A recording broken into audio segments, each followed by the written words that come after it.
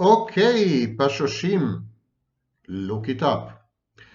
I'm taking this forced time out to re-record several old talks which are no longer available on my channel, interviews mostly. And today I'm going to discuss how to use my new model of the mind, the Intrapsychic Activation Model, IPAM, IPAM, how to use this model to decode your mind and then to heal. I applied this model to the narcissist. So go to the description. There's a link as to how this model explains narcissism. And I've applied it to people pleasers. And again, go to the description and you will find the narcissist and the people pleaser in close proximity, exactly like in real life.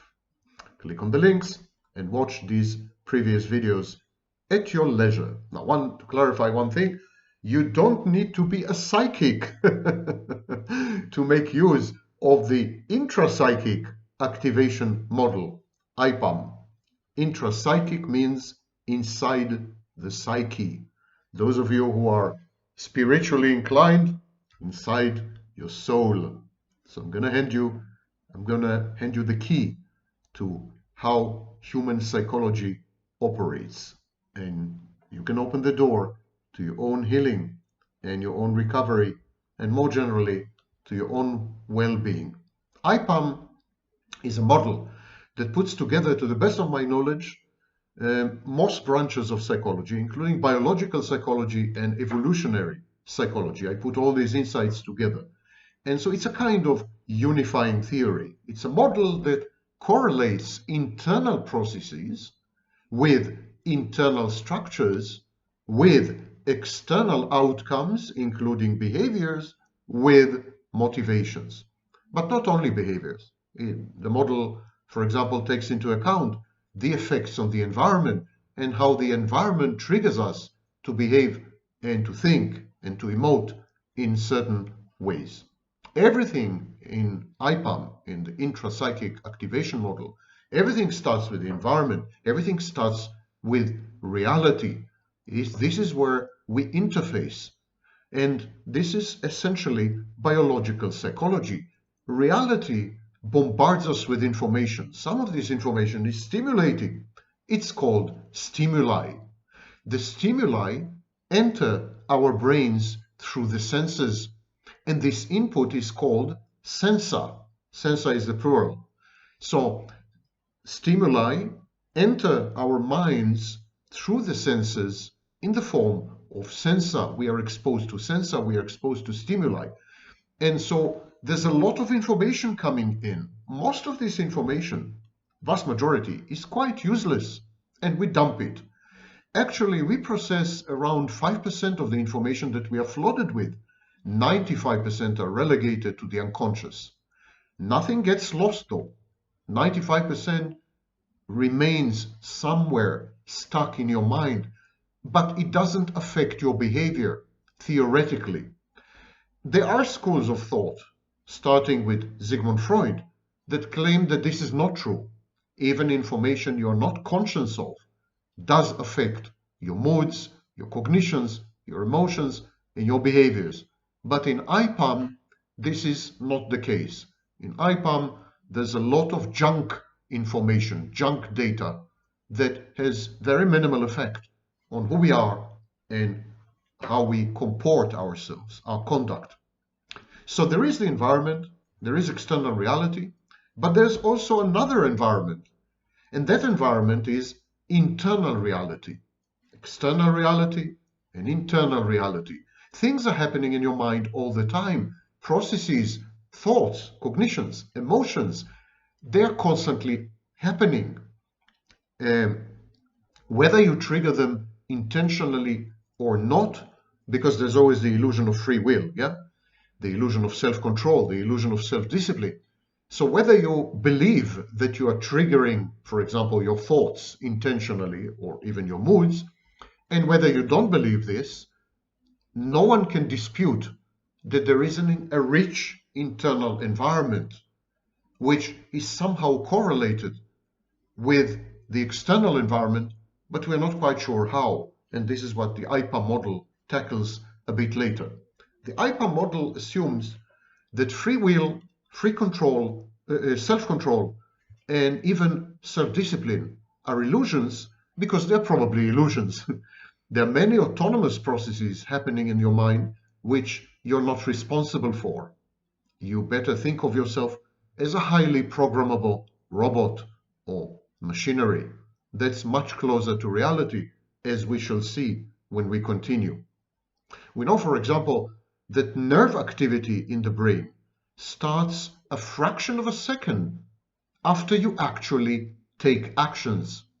I'm going to repeat this because this is very, very counterintuitive. First, you take action.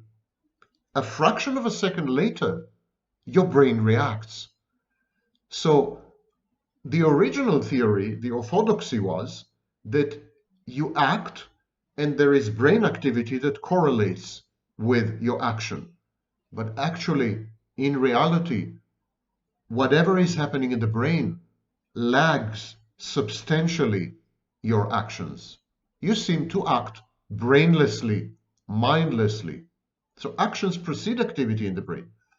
Actually, about 80% of actions precede any activity in the brain whatsoever. These are activities that used to be attributed to free will, like writing, or lifting your hand, or slapping the intolerable samvaknin, a positive activity, if I know of any. So, most of these activities are not preceded by any signal in the brain. And that's why I'm saying that free will is an illusion. But we will not go into it. There's a video on my channel, a dialogue with Benny Handel about free will. You're invited to watch it. Let's go back to the environment. There are two types of environment, external and internal. And these two environments, these dual environments, they keep feeding you with data, information, stimuli, sensor, processes. Things are happening outside, things are happening inside, and these two environments generate a lot of inputs. How do we cope with all this? The current dogma is that you have a core identity. This core identity is essentially immutable over the lifespan. It doesn't change. The core identity interacts with the environment. That's what we teach in university. But the environment changes. The core identity doesn't. Stop to think about it for a minute. You will see how stupid this is. Nothing that is immutable, nothing that is unchangeable can cope with change.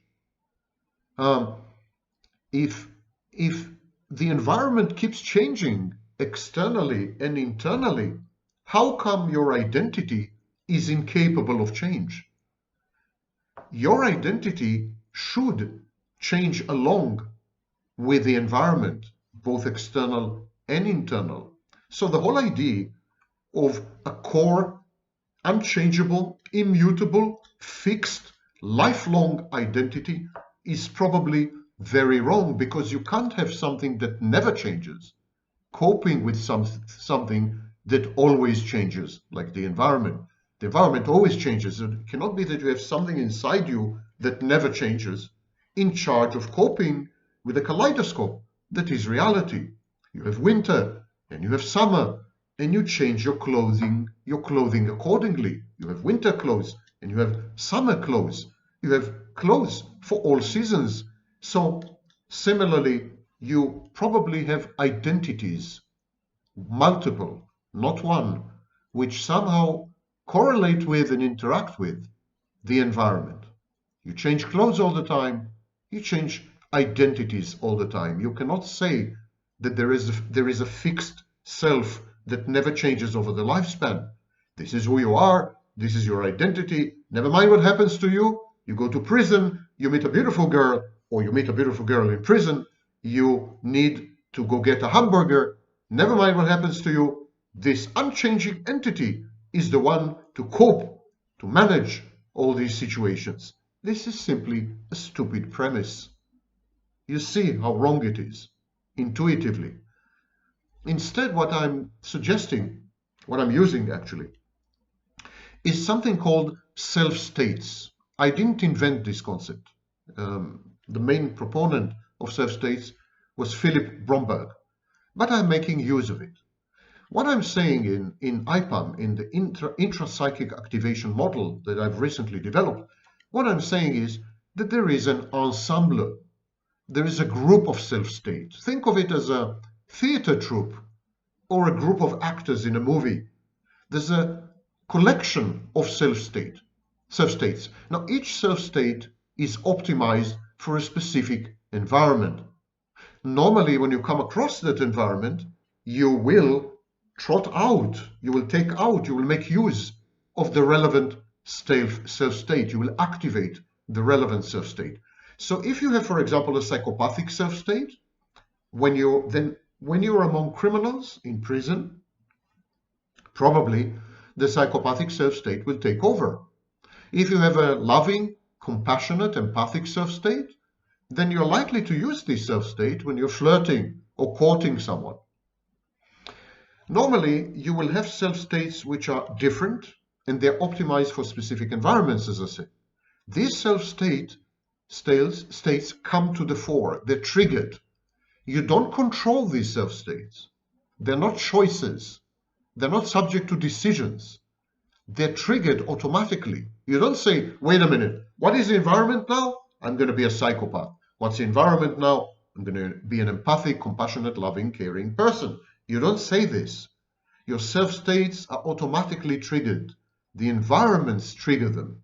So when you're in a specific environment, a self-state comes out, takes over you totally. And the other self-states that you have, they are quiescent. They become dormant, latent, suppressed, if you wish. There's a single self-state that takes over your functioning in any specific environment. One environment, one self-state. I think all people have self-states, not only unhealthy people. Every human being has self-state. And these self-states are not dissociative. They are aware of each other. They share databases. For example, all the self-states share your intelligence and other resources. All the self-states have access to a database of memories, shared memories. All the self-states have access to the same emotions and cognition. So there's no dissociation involved. These are simply different manifestations of assets that you have, underlying assets, different combinations of these assets. They are shared in some way, memories, for example. So everything is shared, but everything manifests with specific emphasis. And these specific emphases, plural, are the self-states. If you have traits, for example, traits 1, 2, 3, 4, 5, there will be a self-state which will make use of traits 1 and 3. And there will be another self-state which will make use of traits 4 and 5. But both of these self-states will share the same memory. So there's no dissociation. So, okay, you have self-states. You find yourself embedded, or you find yourself in an environment. The self-state is optimized. But now you need to work in this environment. You need to operate in the environment. You have an environment. You have a fitting self-state, the right self-state for the environment, and now you need to function in the environment. You need to operate there. There are other processes in your mind that continue to work and have started to work long before the self-state has taken over. These processes are continuous. They don't pay mind or don't pay heed to which self-state is in control. They are kind of background processes. Some of these processes, however, may conflict with the same self-state. Some of these processes may be incongruent. They may contradict the self-state. Some of these autonomous processes that started long before the self-state took over may contradict the self-state, undermine the self-state, act against the self-state. So what to do with these processes? They need to be silenced. How to do this? And this is done with something that I call construct. Let us summarize, let us recap. I'm going to do it often. This is a very difficult, very complex lecture. So this environment, you have a group of self-states. Each self-state is optimized for a specific environment. So when you find yourself in that environment, this self-state that is optimized for that environment takes over. It takes over automatically. It's triggered.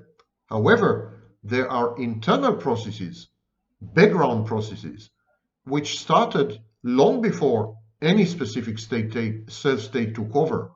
These processes sometimes conflict with the self-state, contradict the self-state or undermine it, and they are silenced via a structure called the construct. Constructs are in charge of mediating reality. They are in charge, they are the interface between you and reality. And the way they mediate reality is by falsifying it. Falsify may be a bad word because it's used among fraudsters and criminals. We are more gentle, we are academics, and more genteel. And so we should say reframing, not falsifying, but reframing. So the constructs are in charge of mediating reality by reframing it. The constructs reframe reality, they mediate reality. So when the self-states, when a specific self-state takes over, the self-state is coupled with a specific construct. So one environment, one self-state, one or more constructs attendant upon the self-state. Each state has one construct, two constructs, and so on. The self-states are like generals, and the constructs are like the army, they're like the soldiers. So self-state comes to the fore, and it drags with it the soldiers, the constructs. So the constructs are kind of membranes, they're kind of filters. Reality penetrates the mind through these membranes, through these filters, through the constructs. Constructs are organizing principles. Constructs make sense of the world. They imbue it with meaning. Constructs are also hermeneutic and exegetic principles. In other words, constructs allow you to interpret, to make sense of reality. Interpretative principles. So constructs tell you how to interpret reality. So the construct basically has two functions. One is to organize reality in a way that makes sense to the self-state. The second function is to interpret reality in a way that will not challenge or undermine the self-state. Now, all of you may think, or some of you may think, at this point, isn't this reminiscent of defense mechanisms? Psychological defense mechanisms falsify reality to allow us to survive. Psychological defense mechanisms render reality palatable, less threatening. This is the main function of psychological defense mechanisms, to impair reality testing, to keep reality bearable, because otherwise it's not bearable. So isn't it the same like constructs? I mean, what's the difference between defense mechanisms and constructs? I will come to this a bit later. They are not the same. Constructs filter out all the information, all this filter all the information and all the stimuli. They create the equivalent of a database of relevant information in the environment that's useful. And so the constructs interpret this information in order to buttress, support, and uphold the self-state. So for example, if you have a psychopathic self-state, the constructs will filter out from the environment, will take in threats. So the constructs will feed the psychopathic self-state with environmental threats and menaces. They would inform the self-state of any risk and danger, and they would, in this way, persuade or convince the self-state that he is right, that it is right. The construct's message would be, you are right to be a psychopath because the environment is threatening. In other words, the construct's main job is to create what we call ego congruency and ego syntony. Constructs make you feel comfortable with your self-state, make you feel at peace with your conclusions, the way you perceive reality, and ultimately the ways you behave. The psychopathic self-state would perceive threats in everything. Psychopathic self-state and in everyone. Psychopathic self-state is hypervigilant, suspicious, paranoid, and in the psychopathic self-state, the construct will filter out any data or information which challenge this perception of the world as a hostile place. So if you're in a psychopathic self-state and someone shows love to you, this creates enormous dissonance. You are not going to like it. No one is supposed to love you because people don't love. People are horrible, they're dangerous, they're risky.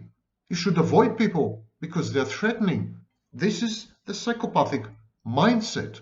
So if someone suddenly loves you, cares for you, shows compassion, is helpful and altruistic and charitable, this would create a dissonance and increase your level of anxiety when you are in a psychopathic self-state. Talk to any psychopath, I'm not kidding you. You show a psychopath love, it makes him feel anxious because it contradicts his almost permanent self-state. So the first thing the constructs do, they filter out reality. They reframe it. They make reality compatible with the self-state, but they tackle mostly external reality. What about internal reality? As I mentioned before, in internal reality, there are autonomous processes, some of which inevitably are incompatible with the new self-state. And these processes have to be silenced. And this is where the introjects come in. The constructs hail introjects. They interpolate them. They call upon them. The constructs call introjects to them, and they say, hello, introject, can you help me with this? I have a problem here. And to remind you, introjects are internal voices that represent meaningful people in your life, past and present. Every human being has, for example, a mother introject, a father introject, a teacher introject, a leader introject, role models, pop stars, influential peers, and so on. We are all, our minds are populated. There's a population of introjects. And the constructs call upon the introjects to help them to manage the internal environment and, as you shall see, also the external environment. All these people in your life leave impressions in your mind. They're represented in your mind through internal objects. They are these people, these significant people, are introjected. You identify with them, internalize them, and introject with them. So the introjects are active. They're active voices. They're always there. Now, introjects, exactly like self-states, exactly like constructs, are activated. They're triggered. They're always on standby, always ready to speak up. The constructs select specific introjects. So if the self-state is psychopathic, the construct will filter out reality to fit the self-state. The construct will notice only threats, as I said, and dangers. The construct will ignore love, or reject it and resent it, repress it, reframe it. Constructs will say, this person loves me because he wants something from me. He loves me because he has some agenda, hidden agenda. And so the external reality is solved and resolved by reframing. This leaves the internal reality, and this is where the introjects come in. The constructs select specific introjects. So a construct there's a self-state. The self-state is associated with a construct, and the construct says, I need introjects number 1, 13, and 45. They're the ones I need. Each one of them has a different message. And in Gestalt therapy, they're called tapes or recordings. So they're really like recordings. The introjects play out in your mind. Well, these messages play in your mind. So the constructs have a map, a list, a dictionary, encyclopedia of all the introjects with the messages, and they know which one to select. Now, you're all acquainted with introjects. Some of them speak to you very clearly. For example, a very famous cluster of introjects is known as conscience.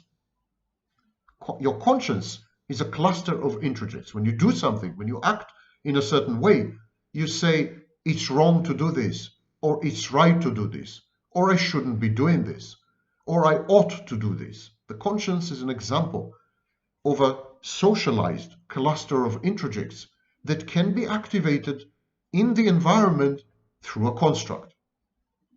So imagine that your self-state is, I'm a good man, the self-state of a good man. The construct is attached to this self-state. You're in an environment, and the environment presents challenges to you, temptations, fears, but your self-state is that of a good man. And so your self-state activates the construct, and the construct interpolates your introjects. If your self-state is a self-state of a good man, and then you come across temptation and seduction, something you really shouldn't do, the construct attached to your self-state as a good man will interpolate, will call upon the cluster of introjects known as conscience. And your conscience will prevent you from acting in the wrong way, will affect your behavior, modify it. So this is an example of the IPAM model in action. An environment, seduction, temptation. A self-state, I'm a good man, I'm a good person. Construct. The construct calls upon specific introjects known as conscience. And conscience inhibits you, prevents you from acting in the wrong way. So the construct selects introjects and activates them. And what do they do? What do introjects do? They generate what we call automatic thoughts. And so you're beginning to see how I put together all the strands and various schools of psychology, because automatic thoughts is a concept in cognitive behavior theory. So introjects spew out automatic thoughts, the engines of automatic thoughts. Imagine that you have a self-state of a loser, okay? That's your self-state. You're a loser, you're a failure. So you go to a job interview. The first state that will come out will be the self-state of a loser. This self-state of a loser will select a construct, and the construct will call upon specific introjects. The introjects will generate automatic thoughts. You're a loser. You're a failure. Don't even try. You're going to flunk the job interview. It's hopeless. You're helpless. It's not going to work. You're not going to succeed. These are the automatic thoughts generated by the introjects, called upon by the construct in order to validate and prove right the loser self-state. So you could ask, why would anyone allow these messages? Why would anyone accept them? Why would anyone agree to be a loser? Well, a loser is a self-state, and you're emotionally invested in your self-states. You want the self-states to succeed. You don't feel comfortable when they fail. So the success of the self-state, of the loser self-state, is a failure. When you fail, the loser self-state is successful. That's the irony. Some people feel very bad when they succeed. They don't know how to manage, how to handle success. They fall apart. It destabilizes them. They begin to act out. They react badly. They self-destruct. These people have a self-state of a loser. That's why some people seek abuse. They want to be abused. They ally very closely with abusers because abuse is their comfort zone. The self-state is cathected. There's an emotional investment in the self-state of a victim. You become attached to your victim self-state. This is who you are, essentially. When you put all the self-states together, and each one of us has many, when you put the self-states together, that's who you are. That's as close as you get to your identity. You want to be yourself. You will do anything to continue to be yourself, even if it is self-defeating, self-destructive, masochistic, humiliating. You will still pursue it because it gives you a sense of existence, a sense of a core. The construct selects introjects. The construct activates introjects, and they begin to generate automatic thoughts. The automatic thoughts have a function which we will discuss later. So now we come to another problem. The automatic thoughts take over the internal processes. They drown out the internal processes that don't conform to the self-state. So if you have processes that contradict the self-state or challenge or undermine the self-state, the constructs will generate a flood, a tsunami, an avalanche of automatic thoughts triggered by introjects. So this way the constructs silence, rebel or defiant or non-conforming internal processes. I'm going to recap. When a self-state takes over you, there are internal processes that negate the self-state, vitiate it, attack it, undermine it. The construct associated with the self-state activates introjects that generate automatic thoughts that flood, drown out the non-conforming internal processes, the non-conforming voices. So that way, the construct creates a lot of noise. And this internal noise makes it impossible for specific internal processes to operate. The frequencies cancel each other, so they become silent. So these processes, which again conflict with the self-state, recede to the background, and they're to all intents and purposes, they're inactive. They don't affect behavior. So now everything is fine and dandy. But what about memories? Memories are there. Let's go back to the example where your self-state is that of a loser. The self-state takes over, the right construct is attached, the construct activates automatic thoughts that keep telling you that you're a loser and a failure. There's a lot of internal noise generated by these introjects, by these automatic thoughts, and so other processes are silenced. And everything theoretically is congruent. Everything is harmonious. You have an internal harmony because the messages you are getting conform to the self-state, confirm the self-state, and amplify and magnify the self-state, which is optimized for the environment, a job interview, for example. So the construct is working well, but not well enough, because you may have memories of having succeeded in the past. You may have dissonant memories. Your self-state is that of a loser, but these memories of success challenge your self-state. It's like these memories are saying, what are you talking about? These memories conflict with the self-state. And they're saying, self-state, what are you talking about? I'm not a loser. I succeeded in the past. Don't you remember? So these memories need to be silenced too, because they threaten the stability of the self-state. If they are not silenced, they will destroy the self-state. They challenge and conflict with the automatic thoughts.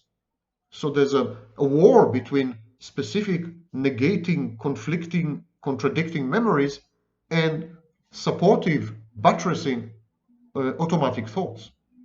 This is known as dissonance. If you have memories that challenge the self-state, this causes dissonance, inner conflict, and it creates anxiety. So the number one mental health task of every human being alive, and many dead, is to reduce anxiety. Almost everything we do is intended to reduce anxiety.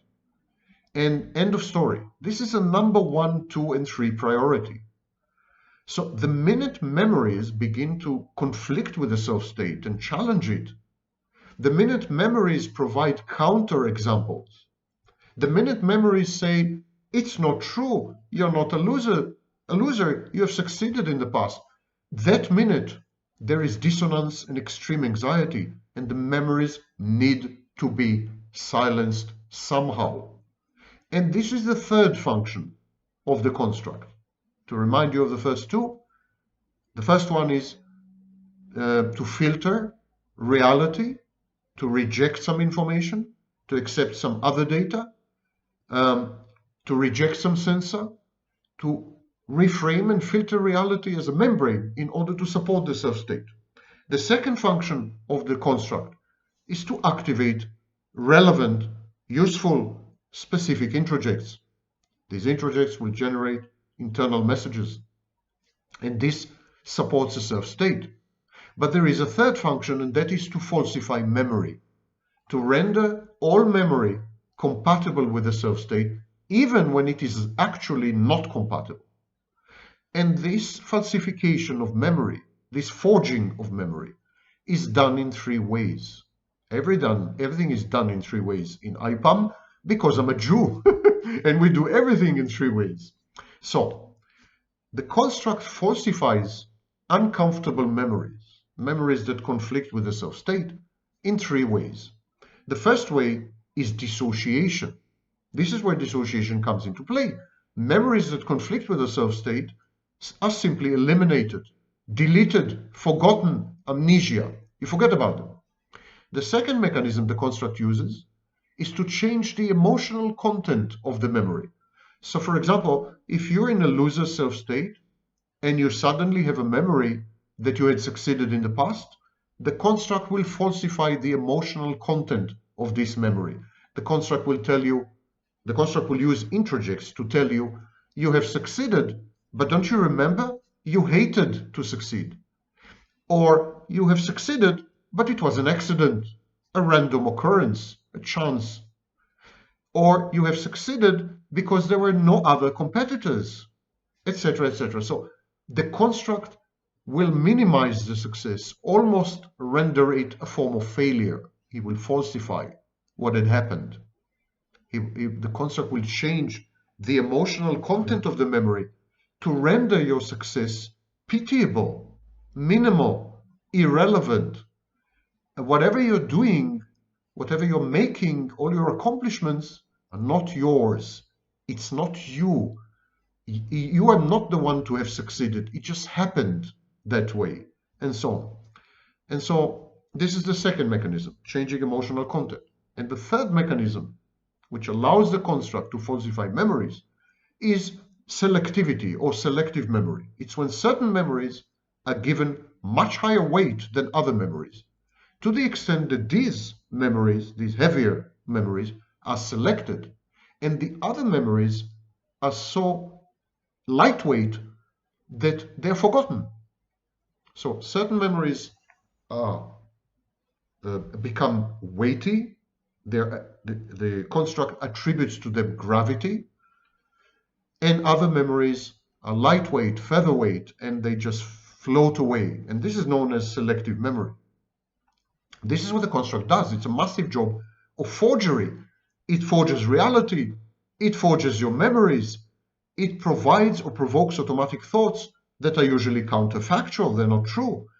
They're against the facts. So What I'm trying to say is that we inhabit totally false realities, internally and externally. It's all of it is false, all of it is fake, all of it is wrong.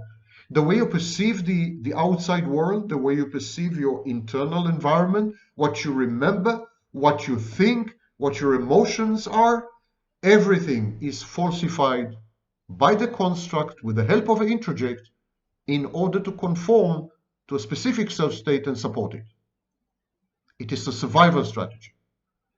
Had it not been done, there would have been so many out-of-control processes occurring simultaneously that this would have created insurmountable, uncontrollable internal conflict. There would have been, it's like there would have been no boss. The IPAM model is like the mafia. There's a tough boss. This tough boss tells some memories, shut up. This tough boss shuts down some processes. And you're told what to think. If I want your opinion, I'll give it to you, and I will tell you what to say, and I will falsify reality. It's a kind of cult dynamic. If there were no such control mechanism, you would spend all your life in debilitating, paralyzing anxiety, because all the time there will be conflicts between external reality and internal reality. There would be conflicts inside internal reality between your memories and some processes and your self-state, and so on. So it would have been a mess. It would have been mayhem. So there's a central authority specific to each self-state. And this central authority is the construct. And the job of this central authority is to generate harmony, if necessary, by falsifying everything. Now, internal harmony has been established. Once it has been established by the construct, it's perfect. Reality has been falsified to fit it. The self-state specific introjects, relevant introjects, supporting introjects have been activated. Your automatic thoughts support the self-state. So if you're a loser, you get loser thoughts. If you're a psychopath, you get psychopath automatic thoughts.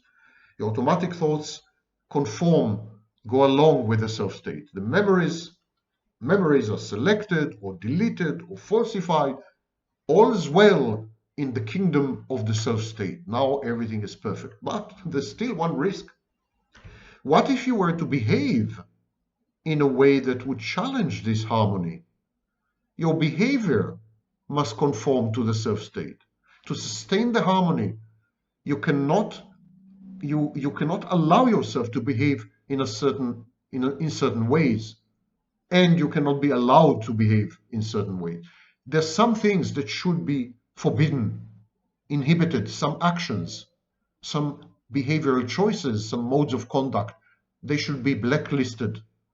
And we are coming to the concept of inhibition. If behaviors were left to be independent or autonomous or agentic, if it were true that you have free will and you make free choices, that you're in charge, that you have agency, if all this were true, you would have ended up paralyzed, because your behaviors and your actions and your decisions and your choices would have often contradicted your self-state. There would have been sempiternal conflict. You would have been debilitated. An example, I think, is writer's block. So the construct needs to control not only memories, the construct needs to control behaviors. It's not enough to control the internal environment. The construct needs to modify the external environment via behavior. The construct needs to establish total control in order to render the twin environments, external and internal, compatible with the self-state. Internal harmony, no challenges, no dissonances, no anxiety. Inner peace is restored on condition that I manipulate the external environment via my behavior to not contradict the self-state. So the construct needs to inhibit certain behaviors. He puts them on a blacklist. These are behaviors that cannot be engaged in right now. They don't conform to the self state. So the construct positively reinforces certain behaviors and negatively reinforces others. And this is known as conditioning or reinforcement, or to some extent operant conditioning. This is behaviorism, yeah, in a way. So the construct makes a list of all possible behaviors, and then he assigns reinforcement values and weights to each of these behaviors. Some behaviors are encouraged via reinforcements, others are discouraged. The belief is that behaviors modify the environment, and if your behaviors are the right ones, you can affect your environment to provide the self-state with support and approval. Imagine, for example, let's go back to the psychopath self-state. Imagine that you have a psychopathic self-state. Immediately, some behaviors are inhibited. For example, you can't cry. Psychopath is not allowed to cry. It will conflict with the self-state. Psychopaths are tough. You're not, but you are allowed to beat someone to a pulp because it conforms to the self-state. There's a list of behaviors. Beating someone is okay. Crying is not. All these behaviors have consequences. Every action has consequences, however minor. The construct is pursuing the consequences. The construct is goal-oriented. Construct is not interested in the actions. Construct is interested in the outcomes. Remember, the construct wants you to modify the environment. The construct is an environmental modification program. It induces in you behaviors that modify the environment to fit the self-state. It's not your actions that are of interest to the construct. It's the environmental consequences of your actions. Construct is actually telling you, change the environment in this way. And here is what you need to do to accomplish this. I need you to change the environment because right now, it's not in perfect harmony with the self-state. I need you to change the environment to be in perfect harmony with the self-state. So let's go back to the loser self-state. The loser self-state, for example, in covert narcissism. The covert narcissist is a constant, is an almost constant loser self-state. So here's the environment. The construct will push you to behave in a certain way that will bring about failure.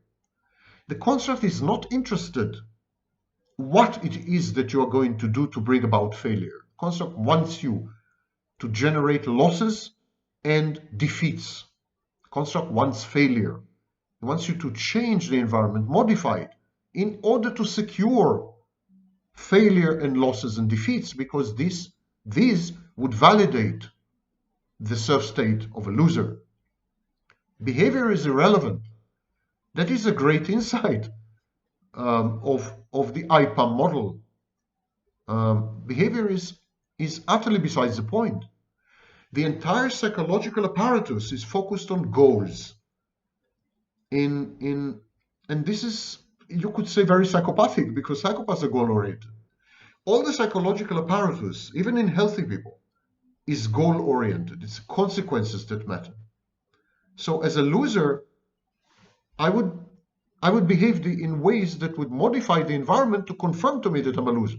Imagine, for example, that I go to a party and I'm in a loser self-state. A girl comes to me and says, I like you, can we have a drink? But I'm in a loser self-state. My introjects are already acting out. My introjects are telling me, you're ugly, she will dump you, she will reject you. So I'm getting these messages because I'm a loser. That's my self-state. Now the construct wants me to lose because I'm a loser. He wants me to lose this girl. He wants me to fail with this girl. Because if I were to succeed with this girl, the self-state would have been challenged and it would have created dissonance with the loser self-state. If I were to succeed, I would actually be in a heightened state of anxiety. I need to fail to reduce my anxiety, to eliminate my dissonance. I need to fail with this girl. And on one hand, I feel bad having failed with this girl. But on the other hand, I feel good because my self-state has been validated and sustained. So this is rule number one. Everything we do and every act we adopt is about reducing anxiety. So when I'm faced with this girl now, I have two options. I have two behavioral pathways. I can go for her. I can and will be successful because she has already told me I'm going to be successful. That's path number one. Second door, I can behave in a way that will put her off, push her away. I can make sure that nothing happens. And this is also success because I succeed in failing. I self-sabotage, I self-defeat. Most of it is unconscious. And so by self-defeating, by failing with this girl, I'm protective of the self-state. I make sure the self-state is not harmed or injured and can therefore remain fully functional and operational. At this point, defense mechanisms kick in. How do you explain to yourself that this gorgeous girl approached you and you rejected her or pushed her away? You failed. Success was within your grasp and you failed. How do you explain this to yourself? You rationalize it. Rationalization is a defense mechanism. So rationalization tells you, yeah, you may have been rude to her, but it's because you don't actually like her. This is known as cognitive dissonance. Or you may have been rude to her because she was rude to you first. Defense mechanisms are trying to make sense of the world. It's a narrative. It's a post hoc theory. It's nothing to do with what's really happened. What's really happening is that in your self-state, you were challenged by the environment, by this girl who had approached you. And when the environment provides you with a stimulus, you have to adapt the stimulus to fit the self-state. And so the only way for you to do this is to behave in a way that will modify the stimulus, to save the self-state, to safeguard the self-state. You need to push this girl away. Because if you push her away, you fail, and if you fail, it upholds and buttresses the loser's self-state, and you're not anxious. It seems that what the construct does, in addition to all the other functions, is it modifies your behaviors. The construct dictates to you which behaviors to adopt in order to guarantee conformity and compatibility with the self-state, whatever the self-state may be. So if you have a self-state as a winner, I always succeed, and so on, I have orange hair, well, then of course your self-state will cause you to behave in ways which will bring about success. So the success may not be real, it may be imaginary, but you will experience it as a success because it conforms to your self-state. Assuming that it is not a covert process or something, you may even be aware of it.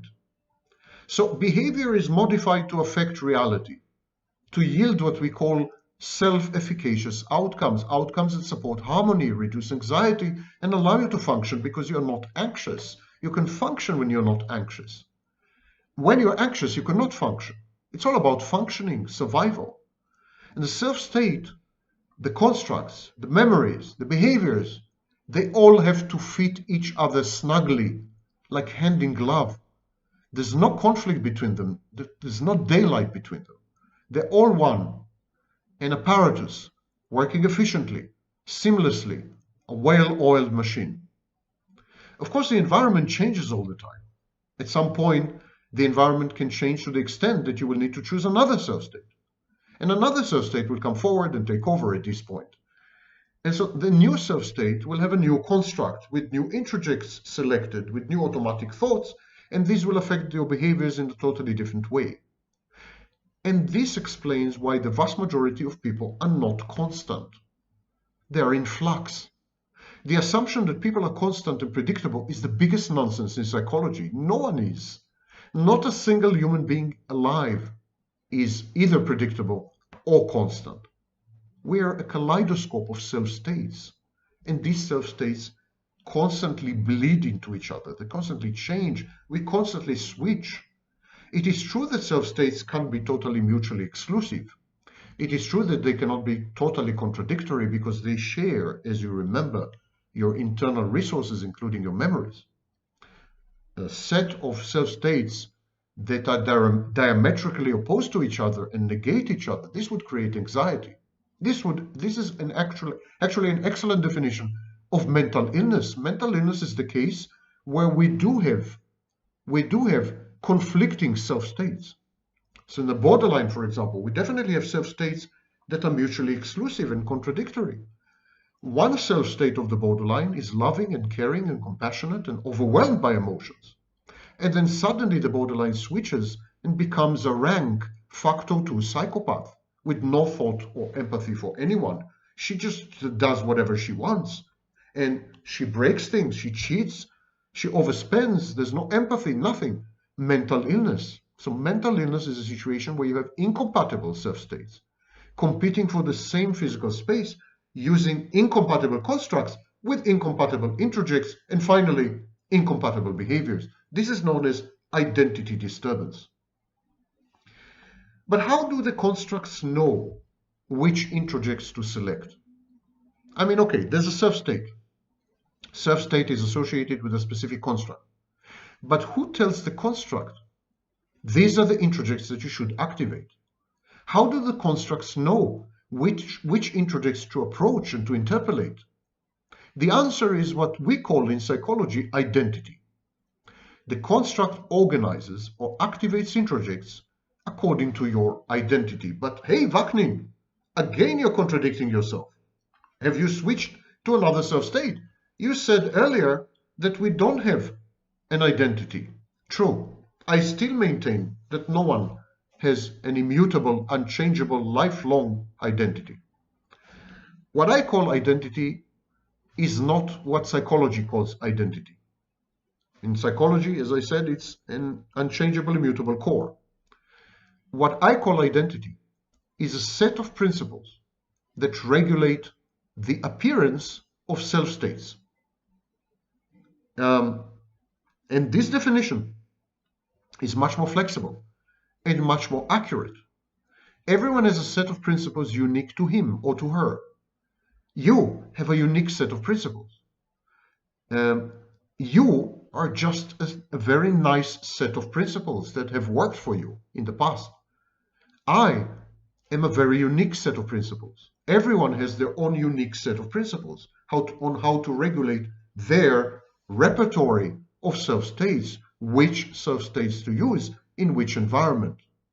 Now, this set of principles, the algorithm that determines which self-state will take over in which environment, the algorithm that links self-states to environments, this algorithm depends crucially on socialization, upbringing, experience, exposure, memories, and so on.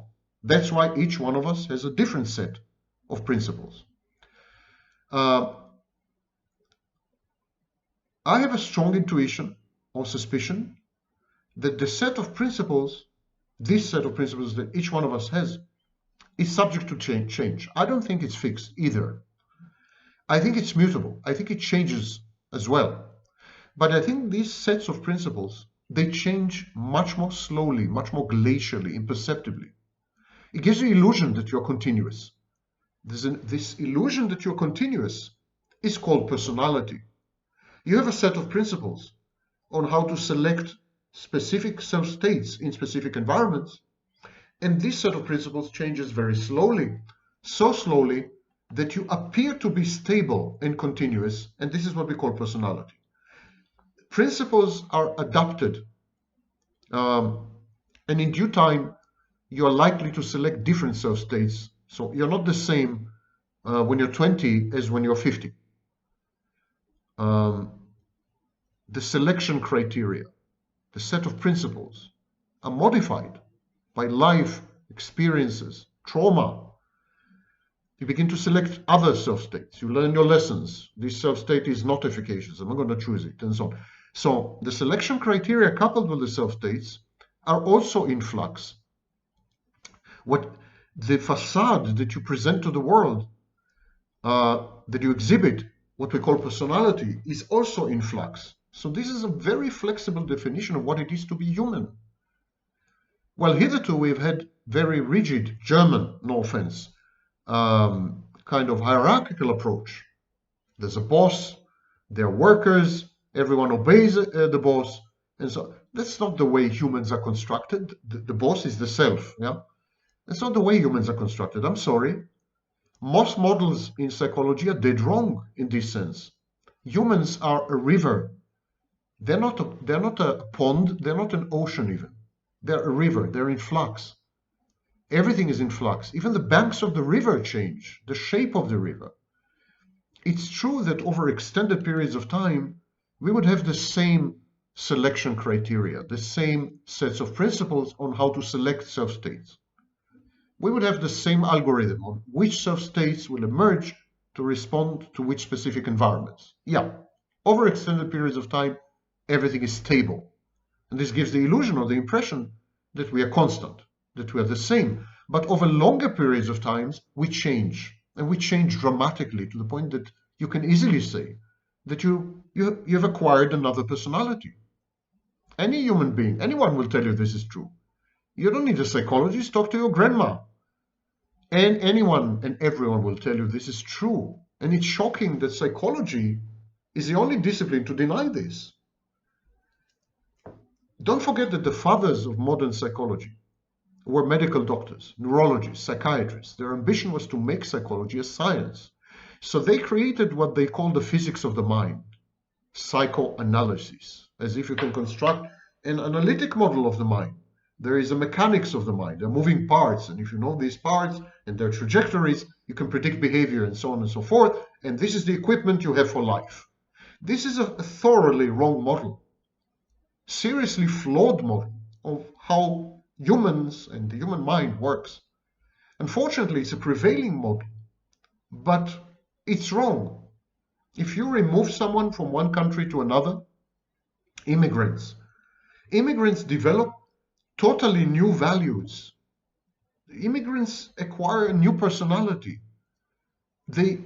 Most things change in order to conform to the new environment. So if there is a personality, if there's a self, if they are unchangeable, how do people change to that extent? You know, people are super traditional when it comes to sex in one culture, and then they immigrate to another culture or society and they become promiscuous. How can you explain this? This is a fundamental shift.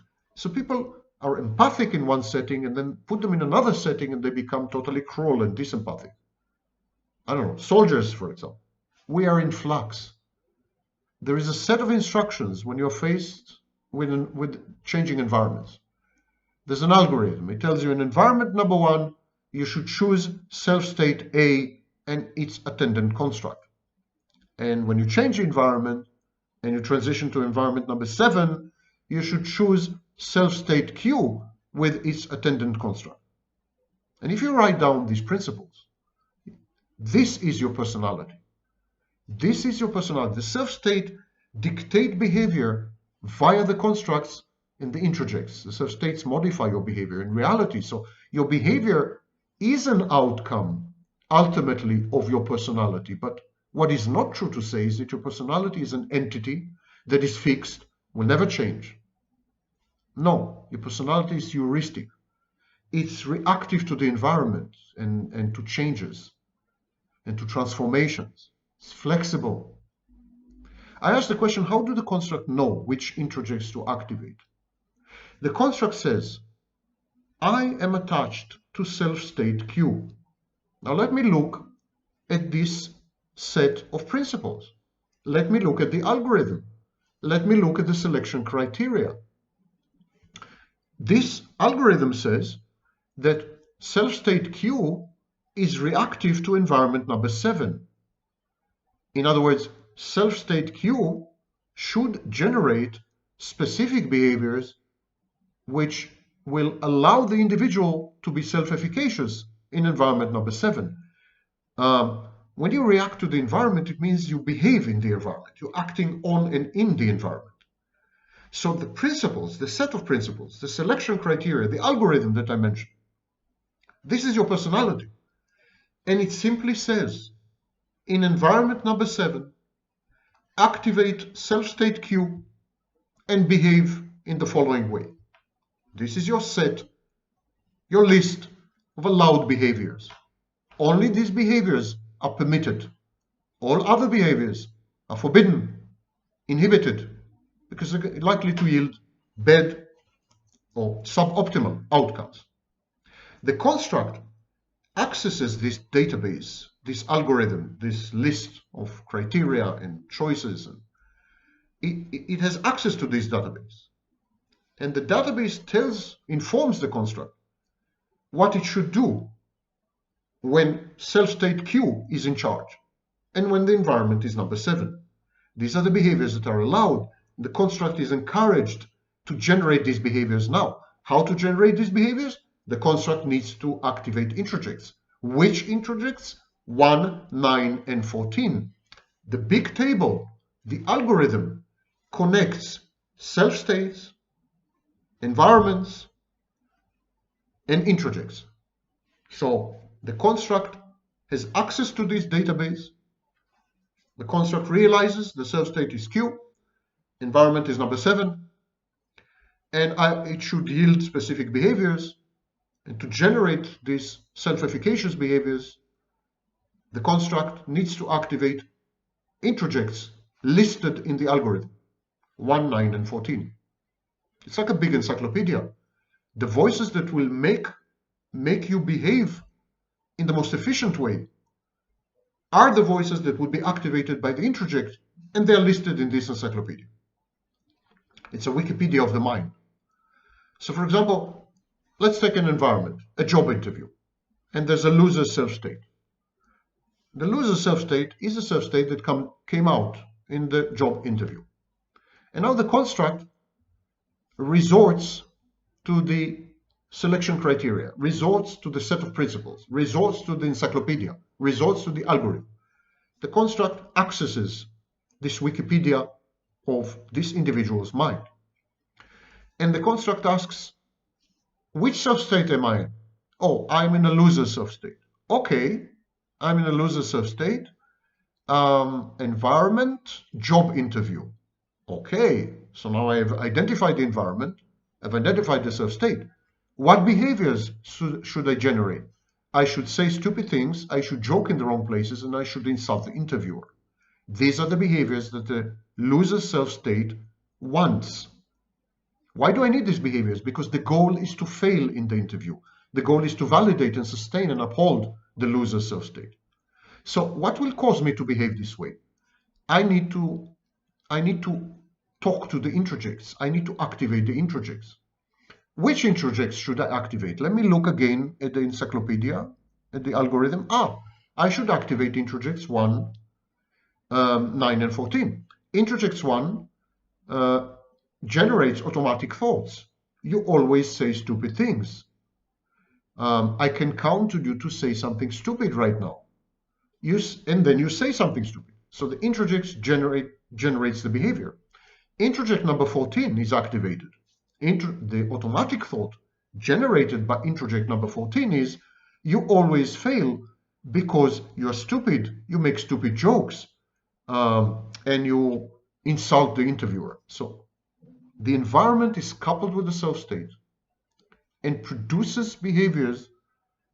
The introjects produce the behaviors. So this environment, it triggers a self-state, which then uses the construct to access the introjects, which then affect behavior, which then modifies the environment to fit the self-state. That's a cycle.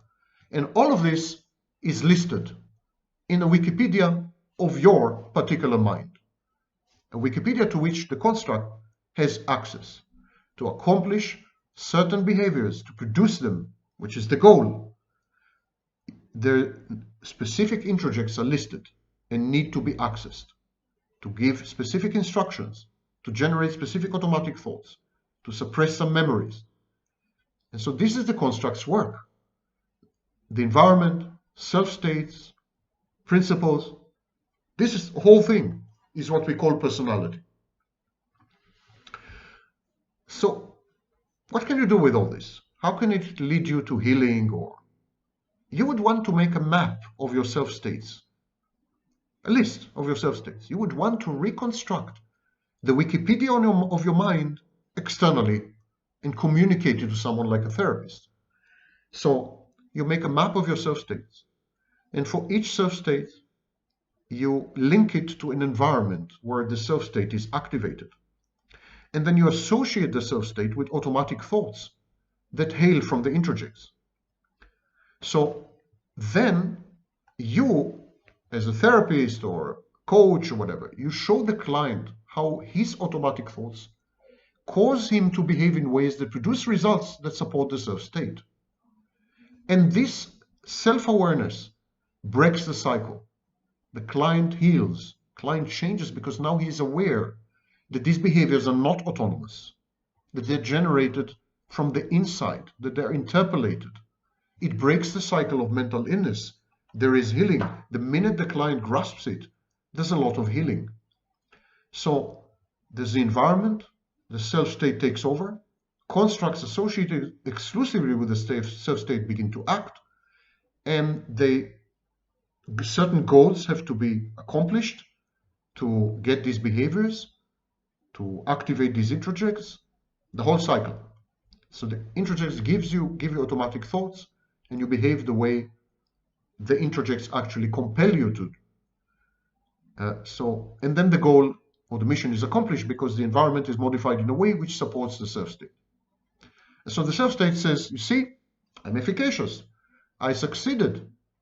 I prevented you from failing. I did it for you. If you're in the loser self-state, I got you to fail because this is what you wanted. This has been your mission. And you should feel good about it now. There's no anxiety. Everyone is happy. You failed. You can feel relieved. You did not succeed. Don't worry. It didn't work. So at this point, there is an activation of defense mechanisms. Because, for example, imagine that you're in a loser self-state, and the loser self-state activated the construct, and the construct generated automatic thoughts through the introjects, and the thoughts change your behavior, and you indeed failed. You change your environment. In the job interview, you failed. The girl rejected you. You failed. You should be happy. You should begin to think good thoughts. Your self-state, the loser self-state, is buoyed by this, is buoyant, is vibrant, because you again failed. Self-state, the loser self-state is validated, is strong, it's proven right. So, but you begin to think, why did I fail? I don't like that I'm failing all the time. So you're beginning to have second thoughts. And this is dangerous. This is dangerous to the internal harmony. And to maintain this harmony, cohesion, coherence, defense mechanisms kick in. Remember that the role of defense mechanisms is to essentially falsify reality for you so that you can bear it. It becomes bearable. Defense mechanisms kick in, and they tell you that you had failed because the interviewer was stupid. You failed because there were other candidates more qualified than you. You failed because, I don't know, there was nepotism. Someone's relative won the job. So defense mechanisms, for example, splitting, projection, rationalization, intellectualization, there are numerous defense mechanisms. Defense mechanisms' role is to render the outcome palatable to you, to render it acceptable to you, to prevent second thoughts, to prevent secondary anxiety. And this completes the picture. Now you're hermetically sealed in a totally fake environment created by the construct. Everything in the environment, every single feature of this world, of this reality is fake. Your perception of reality is wrong. Your memory is falsified and tampered with. Your behavior is influenced and robotic. You're manipulated by automatic thoughts. These thoughts are not yours. Your self-state is triggered by a set of principles known as personality, which you are not aware of. It's all pretend. It's all fake. You are not there. You're actually a puppet. You're a toy. And you operate in a simulated environment like the Truman Show, the Matrix. You're in the Matrix all the time. But the thing is, in real life, you delude yourself into thinking that you are real. that the life you perceive, the reality you perceive is real. It's a defense mechanism. It's a kind of defense to believe that you are agentic, you have agency. You're doing whatever you do is because you want to do it. You decide, you make choices, you operate because you face reality, you perceive it correctly. None of it is true. I mean, it's not pleasant to think that you're a puppet. I get that you're a marionette. I understand. And that's why the defense mechanisms kick in. But none of it is true. To seal the process hermetically from any challenges, the defense mechanisms conclude the defense. They make sure that you are trapped now. You're trapped and you cannot spring out of the trap because even the environment is perceived wrongly. The minute there is a new environment, the self-state changes. And all this hyper-constructed universe, all this simulation of reality, crumbles and vanishes. This is why when people transition from one environment to another, they experience momentary disorientation. Because once our self-state is gone and another one hadn't taken its place yet, you're in between. The second self-state didn't kick in, the first one vanished, and you're in between, in the chasm or the abyss between two self-states. You have like a split second or 2 seconds or 10 seconds, I don't know, where people feel they don't know where they are. It's like depersonalization or derealization. It's dissociative reaction. And they say, I don't know why I acted this way. This is not like me at all. And all these gaps between self-states are more common than you know. You leave home, you go to work, you're in a gap. You go to the subway, you're in a gap. You disembark, you're in a gap. Every time the environment changes, and it changes thousands of times a day, you are in a gap. These are dissociative gaps. What happens in these gaps, you dissociate. And these gaps are so life-threatening because in the gaps you don't exist. When you don't have a self-state, you don't exist. And so in these gaps, you don't exist. There's no self-state that has taken over in these gaps. So what you do, you dissociate these gaps. They're very frightening. And we have thousands of dissociative milliseconds during the day, if not tens of thousands. Every transition from one environment to the other. And this is mentally healthy people. There's no such thing as continuous memory. There's no such thing as continuous vision. We don't see anything continuously. We sample the environment 30 times a minute through our eyes and optical nerve. We take stills. We shoot stills, snapshots. And then we animate these snapshots. You never see a video. You see stills. You see snapshots. You sample. You pick 30 snapshots a minute. And then you animate them and you create a video and you believe this video is reality. What happens to you is you exist in a self-state and then you cease to exist completely. You're gone. You're nowhere. And then a new self-state takes over and you exist again. So it's exactly like sampling the environment and then animating the sequence to believe that you had existed continuously. But you did not exist continuously. And you did not see things continuously. There's no continuity. Continuity is an illusion. Now, of course, in mystic traditions, they knew all this. They're talking about these moments as moments of enlightenment and so on and so forth. And in these moments, you are no more. Your ego, so to speak, is gone.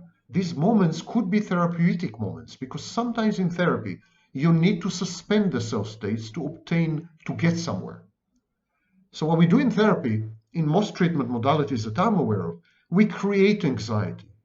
Therapy generates anxiety. When you're faced with a new insight about yourself, with a new realization, when I'm telling you, look at your behavior, the way you're seeing it is wrong, this is the way you should see it, this creates dissonance and anxiety. Therapy is about creating anxiety. What is anxiety? It's exactly what the self-states are trying to eliminate. Anxiety of the gaps. When you're in a gap between one self-state and another, your anxiety is so maximal, so enormous, that you dissociate it. So therapy is fighting against the tyranny of self-states. Therapists create anxiety, where the self-state's goal is to eliminate it. Therapy and self-states They're enemies because self-states are fallacious. They falsify. They lie to you. Therapy is about the truth. If you eliminate all self-states simultaneously, this is healing. Anxiety then can be tolerated. People will survive, change, and transform. Of course, self-states will eventually take over, but having experienced anxiety, there will be a transformation in the very set of principles known as personality. That's why we say that insight changes personality. Insight changes you. What changes? The set of principles, the selection criteria, the algorithm. Maybe next time you go to a job interview, you will have a winner self-state, not a loser self-state. If you're a loser and I suspend your loser self-state and I work with you on it, this can create a lot of anxiety because you're not used to not being a loser. But at the end of a therapy, you will have a self-state. Maybe it will not be a loser self-state anymore. It will be some other self-state. This self-state is inside you. It's just not activated properly. It's not included in the Wikipedia in the right place. Therapy activates self-states that are healthy, helpful, efficacious for you. But it has to go through anxiety. Anxiety is a therapeutic tool. One of the great inanities, stupidities of modern psychology is the constant battle against anxiety. Anxiolytic medication. There's a constant terror of anxiety, which is essentially a healing tool. Freud induced enormous anxiety in his patients. All treatment modalities are based on unsettling you, discomforting you, challenging your comfort zone, making you feel bad, imbalancing you. It's the only way to obtain any kind of meaningful change. In cold therapy, I create such a shocking environment so suddenly that there is no time for any self-state to emerge. The shock is so total that the patient is traumatized to the point that all his defenses crumble. There's a total decompensation and no self-state can come to the rescue. At this point, the patient is open, vulnerable, non-existent on the one hand, and fully available to assume a healing self-state. And this model applies to anything. Schizophrenia, psychotic disorders, binary narcissism, it's a new concept. You can look it up on my channel. I applied this IPAM, Intrapsychic Activation Model, to various states of borderline, as I said, narcissism, to people-pleasing. So this model is a universal model. Every mental illness and mental health, they are private cases of this model. It's applicable to basically everyone. And the model says, the lesson of the model is, only the environment can change. And this is something which will provoke huge resistance, of course. Nothing comes from the inside. Nothing comes from the inside. I repeat this. Only the environment changes you. Your self-states are triggered by the environment, not by any internal process. There are situations where internal processes provoke a self-state, yes, but it is always in reaction to stimuli from the environment. Take a borderline, for example. She can transition from borderline to secondary psychopath because she imagines or anticipates abandonment or rejection. But she cannot imagine and anticipate rejection if she doesn't have a real life intimate partner, real, in the environment, out there. This intimate partner is the borderline's environment. You can, of course, impose a fantasy defense on the environment. You can fantasize about the environment. You can imagine an environment. It's a paracosm. You can have a process that is independent of the environment, and so on and so forth. You can imagine, if you're borderline, you can imagine that you have a new boyfriend. His name is James. You're together for 3 months. It's a honeymoon phase. And now imagine that he's abandoning you. If you do, you're likely to feel bad, but you're not likely to decompensate and you're not likely to act out. There will be no behavioral outcome to this imagination or fantasy because no new self-state will take over. But take the same borderline and you give her a real life boyfriend whose name is James. And it's the best boyfriend ever, and they're in the honeymoon phase, but after 3 months, she imagines or fantasizes or anticipates that is about to abandon her or reject her. This time, there will be behavioral consequences. Why? Because there is a real boyfriend, there is a real environment out there. A new self-state will take over, a secondary psychopathic self-state, factor 2. And this new self-state will activate the construct, and the construct will interpolate introjects, specific introjects, and these introjects will tell the borderline, you're not lovable, you will be abandoned, there will be huge pain, she will fall apart, all her defenses will crumble, she will act out and do crazy-making things, and so on and so forth. And so it's nonsense to say that you can have internal processes divorced from any environment. Even a psychotic person who listens to God, God talks to him. God talks to him from a wall. There's always an external environment. The psychotic embeds his introjects in an environment, hyperreflexivity. The psychotic confuses his introjects with reality. So he thinks that this voice is not in his head, this voice is external. But the voice is talking to him from the outside and from some object, from some real external reality. Environment is the precondition and the only trigger to the change in self-states. So this is the crucial insight, and it means that we should work on changing our environment, not so much on working on our internal environment as to changing our external environment. So getting rid of toxic people, for example, moving away, changing a job, just walking, going for a walk.